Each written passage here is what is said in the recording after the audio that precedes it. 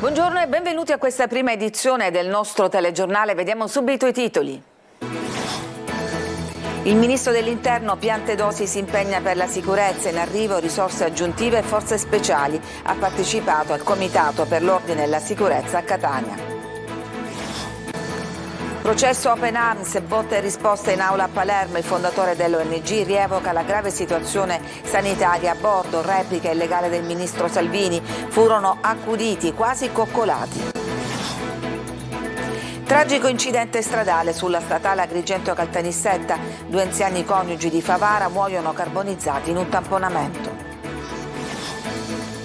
Bambini dimenticati in auto, il caso di Roma ricorda episodi analoghi accaduti a Catania. Secondo l'esperto si tratta di amnesie dissociative.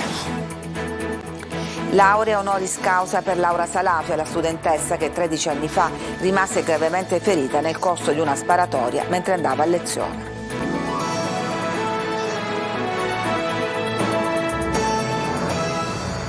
Buongiorno e benvenuti a questa edizione del nostro telegiornale. Ieri la visita a Catania del Ministro dell'Interno Piantedosi, che ha partecipato al Comitato per l'Ordine e la Sicurezza, assumendo l'impegno da parte del Governo di assicurare maggiori risorse, mezzi e uomini per le città metropolitane. Sentiamo Luca Ciliberti. Il ministro dell'Interno Matteo Piantedosi a Catania per la questione sicurezza. Un segnale di attenzione alla città, così come richiesto da mesi dalle forze politiche. L'occasione è stata la riunione del Comitato Provinciale per l'Ordine e la Sicurezza Pubblica convocata dal prefetto Maria Carmela Librizzi, al quale ha presenziato per la prima volta anche il neosindaco Enrico Trantino.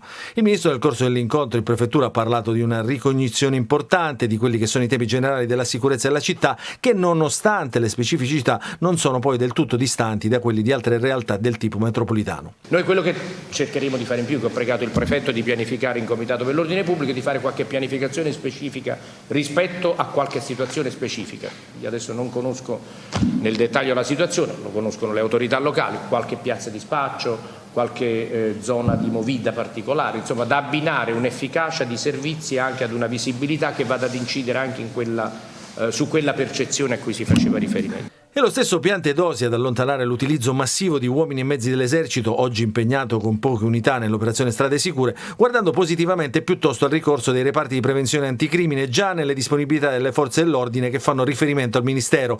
3.881 tra poliziotti e carabinieri che potrebbero essere dislocati in parte a Catania nel breve termine. Io capisco che fa molta suggestione quando si parla di mandare l'esercito, ma le posso garantire, insomma, c'è un piano complessivo che va anche oltre l'impiego dell'esercito in ausilio delle forze di polizia. Ci sono i reparti prevenzione crimine, per esempio, che sono delle unità mobili della Polizia di Stato, in questo caso ce n'è un'analoga che ha un'altra denominazione dei Carabinieri, che sono delle unità che vengono aggregate sui territori in aggiunta ai reparti territoriali. Si tratta poi alla fine di numeri di uomini che vengono impiegati, che ripeto non è che diventano organici ai reparti territoriali, ma di fatto vanno in ausilio. Soddisfatto il sindaco Enrico Trantino, che sottolinea gli impegni sottoscritti dal ministro in tema di sicurezza. Soddisfatto significherebbe minimizzare. Io devo ringraziare il ministro per la sensibilità che ha manifestato, a conferma dell'interesse del governo per la nostra città, ha fornito delle soluzioni e soprattutto è rimasto negativamente impressionato della dotazione del nostro corpo di polizia locale e si è impegnato anche a verificare la possibilità di individuare dei correttivi rispetto a una legislazione che ci penalizza perché non ci consente di assumere. Intanto va avanti il processo Open Arms in cui è imputato Matteo Salvini. Ieri il fondatore della ONG ha rievocato in aula a Palermo la grave situazione a bordo con i migranti, ma è poi arrivata la replica della legale del premier, del vice premier e l'avvocato Bongiorno, dicendo che è emerso che la ONG è stata accudita, anzi coccolata. Sentiamo Marco Gullà. A bordo avevamo una situazione grave, le condizioni dei migranti erano precarie. Oscar Camps, fondatore della Open Arms, nel corso della sua deposizione al processo in cui è imputato il leader della Lega e vice premier Matteo Salvini, parla a ruota libera e traccia quale situazione c'era a bordo della nave. Salvini è accusato di sequestro di persona e rifiuto di atti di ufficio. 3 anni fa, infatti, ad agosto, nelle vesti di ministro dell'Interno, bloccò lo sbarco di 147 persone a bordo della nave spagnola. Il processo a Palermo è arrivato a un punto importante. Camps questa mattina ha ribadito: erano passati troppi giorni e molte persone avevano malattie infettive, la maggior parte con la scabbia. Poi fa riferimento anche a Salvini e dice così. Normale? Oscar ha detto che verrà ascoltato lui, il medico che era a bordo della missione 65 e il primo ufficiale, che faranno naturalmente dichiarazioni su quello che è successo durante la missione e speriamo di avere giustizia.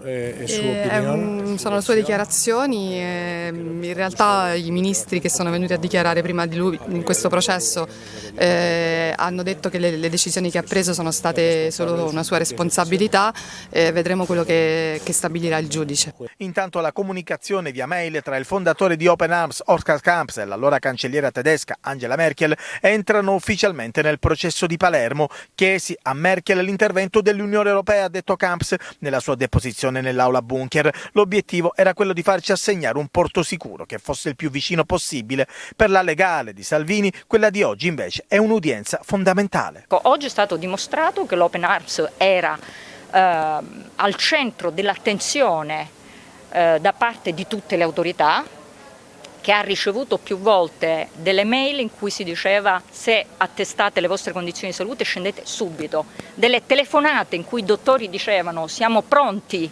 a darvi la massima disponibilità, aiuto, soccorso, potete scendere, basta che attestate le vostre condizioni. Forse l'udienza che in assoluto ha fatto emergere in maniera nitida più delle altre quanto in realtà la Open Arms sia stata accudita e quasi direi coccolata. Gravissimo incidente ieri sulla statale 640 Agrigento-Caltanissetta nei pressi del bivio per Favara. 2 persone sono morte carbonizzate all'interno dell'abitacolo dopo aver tamponato un'altra autovettura. Sentiamo Davide Sardo. Sono stati identificati con difficoltà i 2 occupanti morti bruciati dentro all'auto che nella tarda mattinata ha preso fuoco dopo aver tamponato un'altra macchina, un Audi A3. La Fiat Panda, un vecchio modello, dopo aver perso il controllo avrebbe urtato violentemente il guardrail per poi cappottare parecchie volte. Le vittime sono 2 anziani, Giuseppe Nobile, 74 anni, geometra in pensione di Favara, e la sua compagna Calogera Stella, di 70 anni, originaria di Santa Caterina Villarmosa, nel Nisseno. L'incidente stradale si è verificato lungo la strada statale 640 Agrigento-Caltanissetta, nei pressi del bivio Scintilla, in territorio di Favara. La statale che collega i 2 capoluoghi siciliani è stata già teatro nel recente passato di tanti incidenti stradali, alcuni dei quali mortali anche a causa dell'alta velocità. Le vittime sono rimaste incastrate nell'abitacolo e sono morte carbonizzate perché l'auto si è incendiata a causa del violento impatto. Sul posto hanno lavorato i vigili del fuoco, i sanitari del 118 e i carabinieri, a cui sono affidate le indagini per ricostruire la dinamica dell'incidente. Il traffico ha subito notevoli rallentamenti. È un 32enne originario di Scordia, Domenico Castronova, è morto in un incidente stradale che si è verificato nella notte nella zona industriale di Scordia, in località Primo Sole. Castronova, per cause ancora in corso di accertamento, ha perso il controllo della sua auto finendo contro il guardrail, ribaltandosi e finendo in un fossato. L'uomo è morto praticamente sul colpo. Non è durata molto la fuga del 19enne tunisino che ieri mattina è stato fermato dai carabinieri per l'omicidio di un connazionale. A Pachino indossava ancora gli abiti macchiati di sangue. Sentiamo Francesco Aloi. Stava passeggiando per le vie di Ispica quando i carabinieri lo hanno trovato. È un 19enne tunisino. Lui avrebbe ucciso Mansour Haitem nella notte tra martedì e mercoledì a Pachino. Adesso deve rispondere di omicidio aggravato. È stato localizzato nella giornata di ieri dai militari del nucleo investigativo a Ispica. Indossava gli stessi abiti dell'omicidio e al momento della fuga ha tentato anche di disfarsi di pochi grammi di hashish. La visione delle immagini delle telecamere ha consentito agli investigatori di individuare l'autore del ferimento mortale, ma alla violenta rissa nelle vie del centro hanno partecipato anche altri connazionali. Le indagini sono tuttora in corso e si stanno concentrando sull'identificazione di coloro che hanno partecipato alla rissa, ma soprattutto di coloro che hanno assistito all'omicidio. Bottiglie di vetro, bastoni, mastelli per la differenziata. Durante la rissa tutto poteva diventare un'arma. Coltello o punteruolo, quale potrebbe essere l'arma del delitto? Per accertare quale possa essere l'arma del delitto siamo in attesa di quello che sarà l'esperto dell'autopsia che avverrà nei prossimi giorni. Bisogna avere fiducia nelle istituzioni, perché quando le istituzioni e il gruppo squadra funziona come quello che abbiamo visto in questo frangente, nell'arco di poche ore siamo riusciti a identificare il sospettato e anche a trarlo in arresto. Tanta la paura tra i residenti della cittadina del Ciliegino. C'è chi denuncia le violenze e chi invece ha paura e si chiude nel silenzio. Intanto le indagini, coordinate dalla Procura di Siracusa, continuano per fare luce completa sulla rissa. Parliamo adesso di dei bimbi dimenticati in auto dai genitori. L'ultimo drammatico caso di Roma riporta alla memoria quelli accaduti a Catania qualche anno fa. Che cosa succede nella mente di un genitore in episodi del genere? Lo abbiamo chiesto ad un esperto, Roberta Lunghi. L'auto rossa con il finestrino rotto per tentare una salvezza disperata è risultata vana nel piazzale della cittadella militare della Cecchignola, nell'area sud di Roma. È ciò che resta di una tragedia che ammutolisce tanto è doloroso il racconto della morte di una bimba di 14 mesi rimasta in quell'auto chiusa per 7 ore. Si chiamava Stella e quelle 7 ore avrebbe dovuto passarle all'asilo dove non è mai arrivata. Il suo papà, un carabiniere di 45 anni, nel drammatico interrogatorio ha dichiarato di essere convinto di avere accompagnato la figlia all'asilo. Un caso che ricalca l'ultimo episodio a Catania nel 2019, quando un giovane ricercatore dell'Università Etnea la mattina del 19 settembre dimenticò per 5 ore in auto il proprio figlio di 2 anni, causandone la morte nel parcheggio del Policlinico. Un'analoga tragedia era avvenuta sempre a Catania il 3 luglio del 1998. Un bimbo di 20 mesi rimase vittima della stessa dimenticanza del padre, un ingegnere della SGS Thompson, uscito con la sua Punto per accompagnare all'asilo il figlio e lasciato in auto nel parcheggio della multinazionale per 7 ore. Casi ripetuti che hanno generato l'etichettatura degli eventi sotto il nome di sindrome del bambino dimenticato. Per il professore Giovanni Martinotti, psichiatra docente all'Università di Chieti, si tratta di una invenzione giornalistica. Tecnicamente sono delle amnesie dissociative, è come se in quel frangente la persona si disconnettesse, è come quando il computer si blocca e la rotellina continua a girare, ecco, in quel momento non siamo più in grado di captare le informazioni e non siamo in grado di ricordare. Questo è molto comune. Ma quali possono essere i motivi che generano questi fenomeni transitori? Da che può dipendere? Ma fondamentalmente dal multitasking quotidiano. Siamo sempre più bombardati da stimoli e spesso non riusciamo a contenere tutto insieme, non riusciamo a mantenere un equilibrio che ci permette di interagire con le situazioni e ricordarle. Quindi questo fa saltare il sistema. I segnali di possibili amnesie dissociative ci sono. Delle piccole dimenticanze sempre più comuni, sempre più frequenti, sempre più invalidanti, e allora può essere un segnale d'allarme. Ovviamente i casi drammatici sono pochi, ma il meccanismo è lo stesso. L'appuntamento scordato, l'appuntamento importante che aspettavo e incredibilmente me lo dimentico, è lo stesso meccanismo dietro quello di dimenticare un bambino dentro un'auto. Dal 1998 ci sono stati in Italia 11 casi di bambini morti perché dimenticati in auto. Ieri ai Benedettini di Catania il conferimento della laurea honoris causa a Laura Salafia, la studentessa che 13 anni fa rimase ferita nel corso di una sparatoria. Emozione fortissima, ha detto lei durante la cerimonia. Per noi c'era Emanuela Corsi. Proclamiamo Laura Salafia, dottore magistrale honoris causa in filologia moderna. È in questa laurea honoris causa il riscatto di Laura Salafia, un prestigioso riconoscimento assegnatole dall'Università di Catania che rappresenta non solo una rivincita nei confronti della vita, ma anche tutta la forza che da 13 anni l'accompagna nonostante la tragedia che l'ha colpita e che le ha cambiato per sempre l'esistenza. È un'emozione fortissima e il mio cuore non riesce a trattenersi, perché questa vita non è tanto semplice da vivere, però cerco di affrontarla con tutta la mia forza.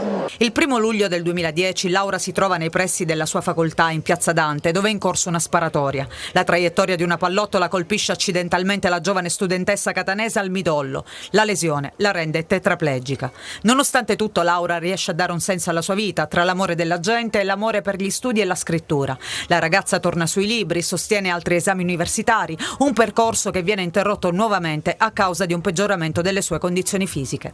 Poi ad un certo punto le sue forze fisiche non glielo hanno più permesso, ma aveva già dato più della metà degli esami e oggi consegue quello che ha a lungo inseguito. In questi anni Laura ha collaborato con il quotidiano La Sicilia e nel 2017 ha pubblicato un libro dal titolo Una forza di vita, dove racconta di sé e dal quale sono stati estrapolati i testi della sua Lectio Magistralis. È la dimostrazione che con la resilienza, con la resistenza, con una forza di vita, giusto per citare il suo libro, è possibile raggiungere tutti gli obiettivi e coronare i sogni. Nel 2021 Laura ha ricevuto anche l'onorificenza di Cavaliere al Merito della Repubblica.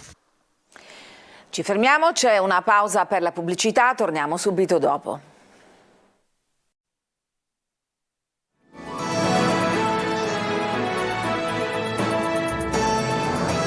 Eccoci di nuovo in studio, siamo ormai attesi dalla fatidica prova a costume, ma non tutti sono pronti, c'è chi corre in palestra e chi invece non rinuncia alla granita. Eva Spampinato. Presto che non resisto, Italo disco, scusa se insisto, questa notte è quello che Stavi inseguendo la tua forma fisica per l'estate? Assolutamente sì. Chi la rincorre da una vita, la forma fisica, e chi non ci pensa affatto. Preferisco il cervello, mettiamola così. Con l'arrivo del tanto atteso caldo che nel fine settimana farà schizzare la colonnina di mercurio sopra i 30 gradi, arriva anche il momento di affrontare la spiaggia e la temutissima prova costume. Portami un bel magno. Un magno? È la prova costume. Io non ho mai temuto la prova costume, è sempre il costume che teme me.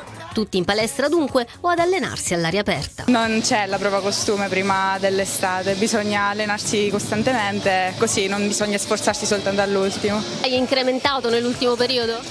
Un pochettino, ci ho aggiunto un giorno in più, quindi sì, rispetto ai 3, ora 4 giorni. E a tavola si fa qualche rinuncia? Sì, bisogna. Magari non sempre, alla fine la vita è una, bisogna sempre accontentarsi, diciamo, no? Però è importante aggiungere l'alimentazione allo sport. Si ci prepara allenandosi costantemente tutto l'anno, non ci sono esercizi che fanno miracoli nel breve tempo, e poi anche facendo attenzione a tavola a quello che si mangia. Questo principalmente è il segreto della prova costume.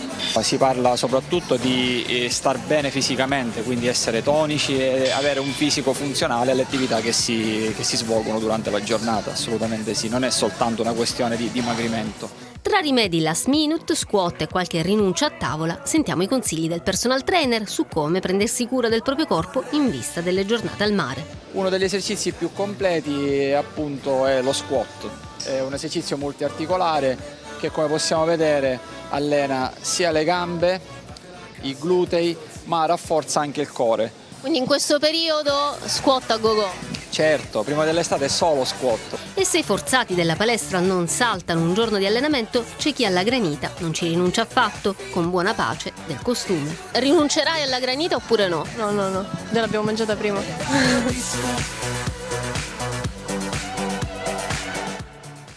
Ci fermiamo ancora, torniamo subito dopo con altre notizie.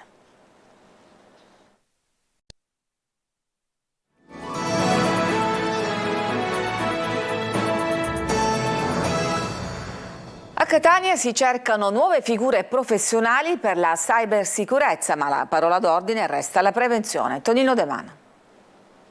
La tecnologia a supporto della tecnologia per combattere nuovi crimini, anzi i cybercrimini, portati avanti da esperti informatici sempre più aggiornati e capaci di infiltrarsi ovunque, mettendo a repentaglio anche la sicurezza nazionale. Prevenzione e formazione sono sempre le parole d'ordine per una minaccia globale che richiede nuovi investimenti e magari nuove figure professionali, coinvolgendo i giovani, il mondo universitario e naturalmente le forze dell'ordine. Abbiamo sempre più bisogno di operatori, di ragazzi, di giovani giovani che operano nell'ambito della cybersicurezza e poi che chiaramente abbiano un occhio riguardo al cybercrime, che è quello poi di cui si occupa la polizia. È un fenomeno sempre più crescente, allora cosa fare in questi casi? Beh, innanzitutto la prevenzione. Dico sempre, quando la polizia arriva già forse è tardi, quindi imparare a proteggersi, avere una maggiore consapevolezza, anche questo richiediamo ai ragazzi, anche per questo andiamo noi nelle scuole, proprio per formarli a imparare. Anche la Sicilia va alla ricerca di figure interessate ad intraprendere una carriera nel mondo della cybersicurezza, dove nonostante la crescita degli attacchi e le diffusioni di phishing e malware mancano all'appello gli strumenti per combatterli, ovvero le risorse umane. Ecco perché la Learning Academy di Catania, in collaborazione con i principali istituti tecnici professionali della provincia e l'Academy di Palo Alto, Stati Uniti, ha organizzato una conferenza sulla transizione digitale e sulla formazione continua per la certificazione delle competenze cyber.